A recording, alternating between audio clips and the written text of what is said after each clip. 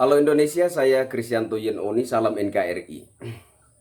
Siapapun sosok pemimpin di Republik ini yang menekankan pentingnya toleransi, pasti akan diberondong dengan isu-isu provokatif berbalut agama. Ini bukan baru terjadi saat ini.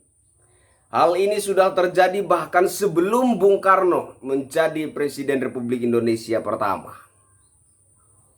Anda pernah mendengar istilah mabuk agama? Istilah itu adalah milik Bung Karno. Itu membuktikan bahwa intoleransi ini sudah ada bahkan sebelum Bung Karno menjadi Presiden Republik Indonesia yang pertama. Diskriminasi terhadap kaum minoritas,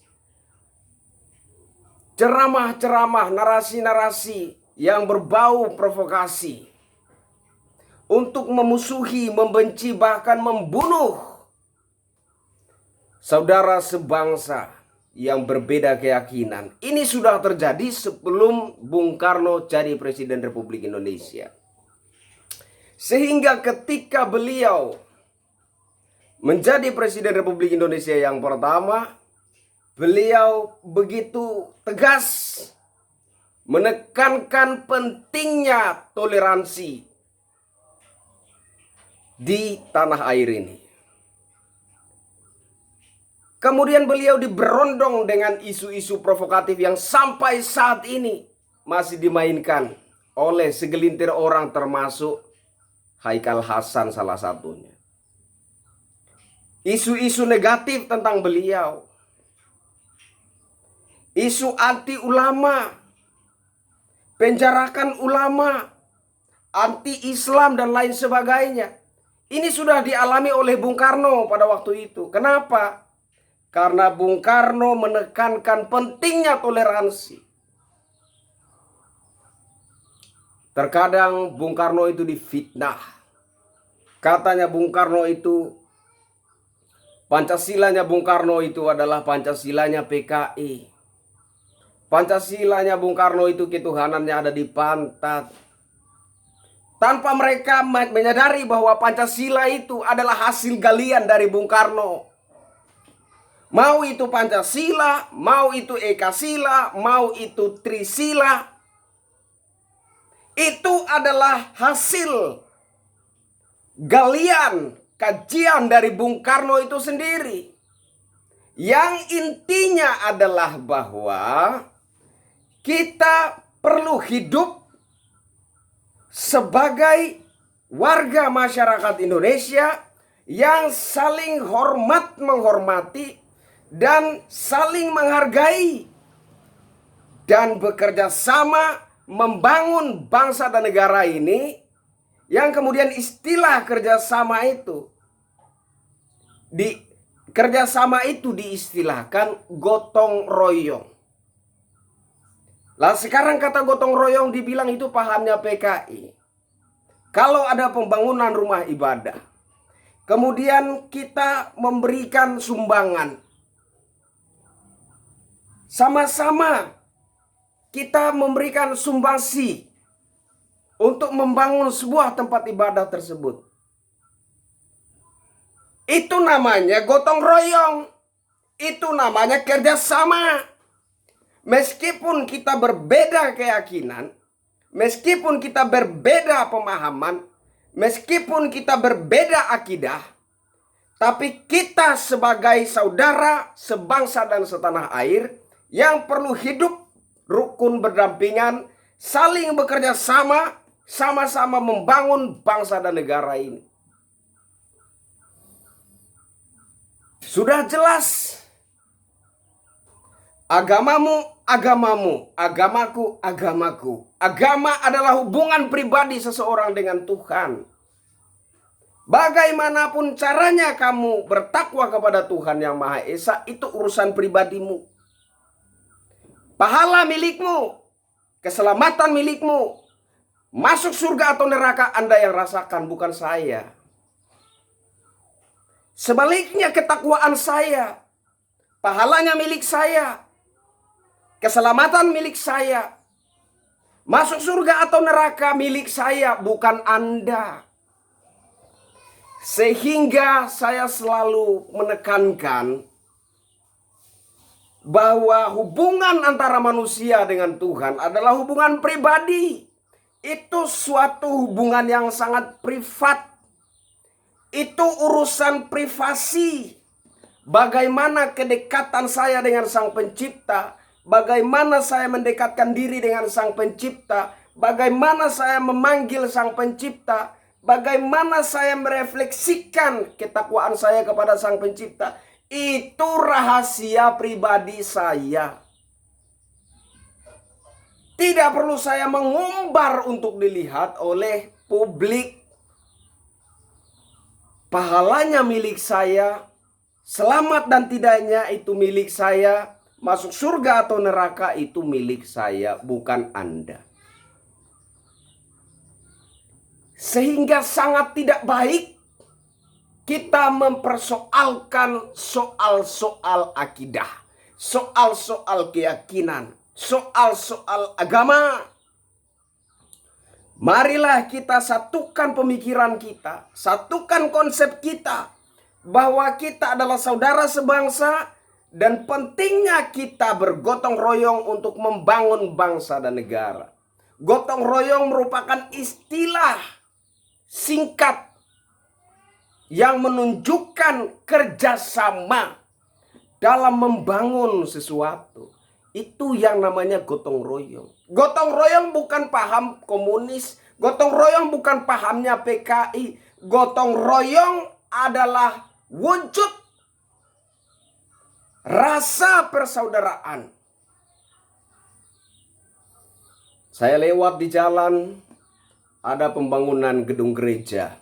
Kemudian ada orang mungkin bagian usaha dana yang ditugaskan untuk meminta sumbangan. Kenapa harus minta sumbangan? Itulah gotong royong. Setiap orang yang memberikan sumbangan, kita nggak tanya, kamu agama apa? Asal dari mana? Gereja di mana? Umurmu berapa? Berapa bersaudara? Bapakmu siapa? Mamamu siapa? Nggak ada. Nggak ada. Siapapun yang memberikan sumbangan dalam suatu pembangunan, kita terima dengan rasa syukur. Itulah gotong royong. Bekerja sama dalam membangun sesuatu. Saya lewat di jalan, ada pembangunan masjid. Ada orang-orang bagian usaha dana ditugaskan untuk meminta sumbangan. Ketika saya memberi sumbangan, orang nggak tanya, kamu Islam atau non-Islam, Muslim atau non-Muslim. Kamu asal dari mana? Berapa bersaudara? Bapakmu siapa? Mamamu? Nggak ada saya ditanyakan seperti itu.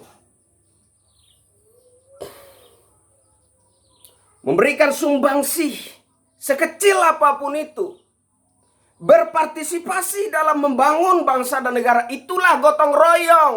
Itu bukan pahamnya komunis, bukan pahamnya PKI.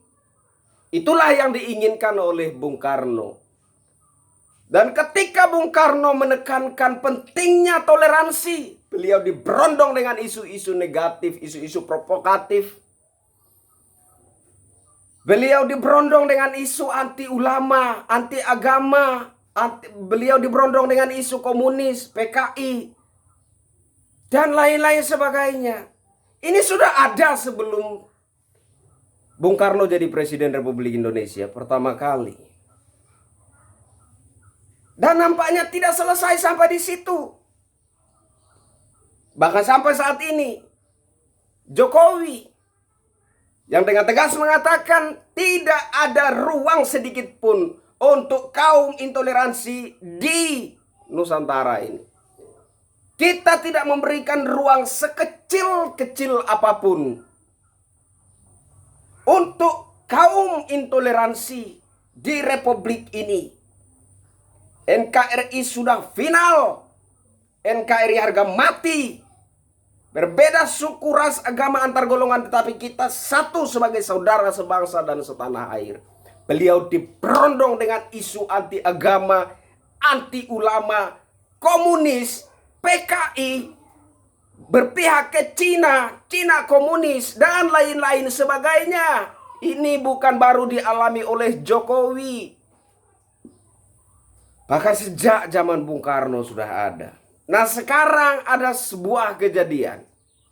Gus Miftah dalam gedung gereja membacakan puisi kebangsaan, puisi persatuan.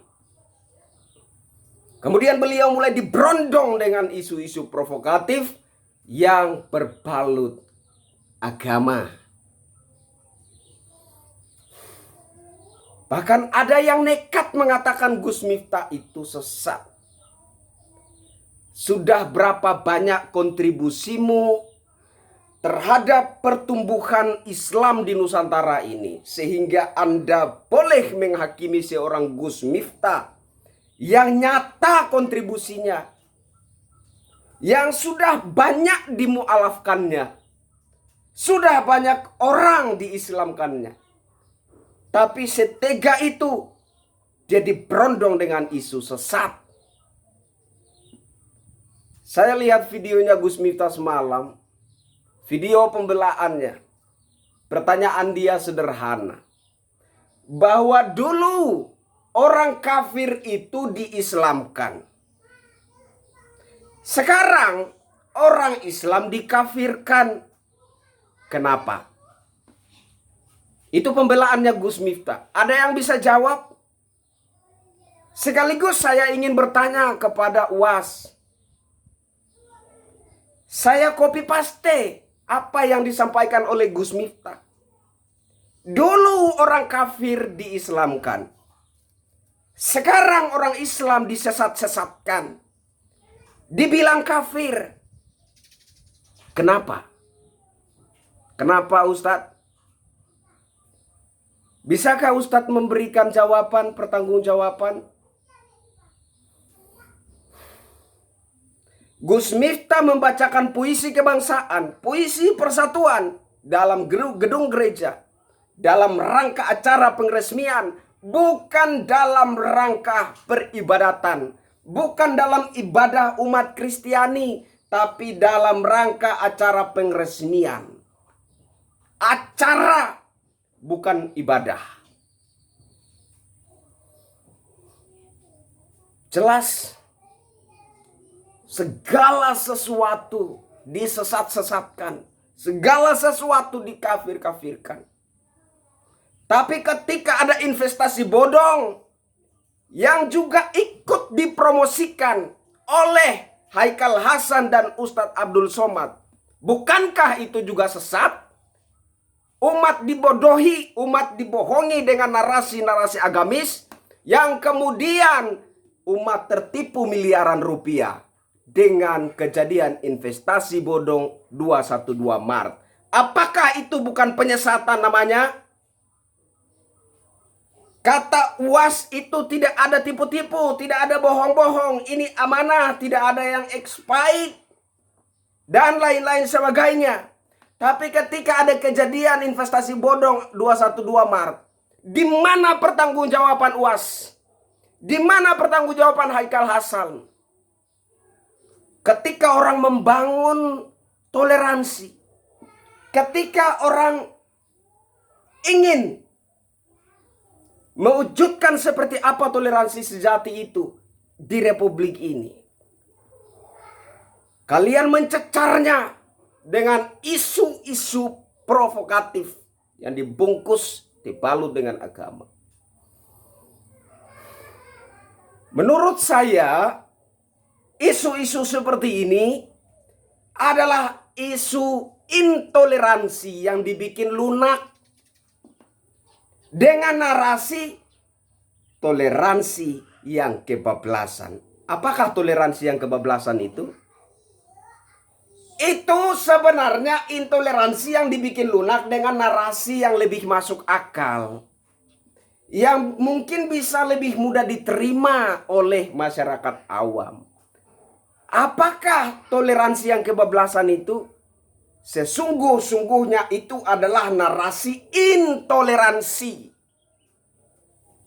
Tidak ada toleransi yang kebablasan.